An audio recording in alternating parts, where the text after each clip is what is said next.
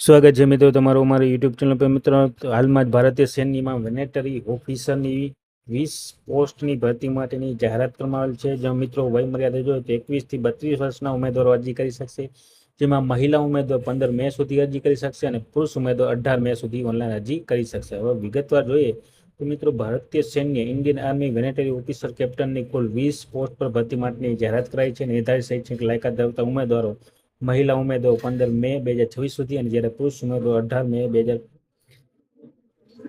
2026 સુધી ઓનલાઈન અરજી કરી શકશે. વય મર્યાદા મિત્રો 21 વર્ષથી 32 વર્ષ વય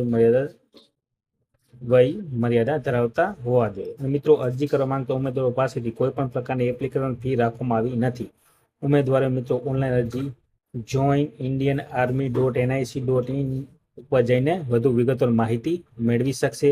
મિત્રો આ પ્રક્રિયા હાથ ધરવામાં આવશે અને અરજી કરવા માંગતા ઉમેદવારે ધોરણ 10-12ની માર્કશીટ, સર્ટિફિકેટ, પાસપોર્ટ સાઇઝનો ફોટો, ઉમેદવારના હસ્તાક્ષરની સ્કેન કરેલી કોપી, ઉમેદવાર હાલમાં નોકરી કરતો હોય તો ત્યાંનું ઓબ્જેક્શન સર્ટિફિકેટ સાથે રજૂ કરવાનું રહેશે. ઉલ્લેખનીય છે કે ભારતીય સેનામાં માત્ર માણસો જ નહીં પરંતુ ઘોડાઓ, ખચ્ચર, કૂતરા, શ્વાનો પણ રાખવામાં આવે છે.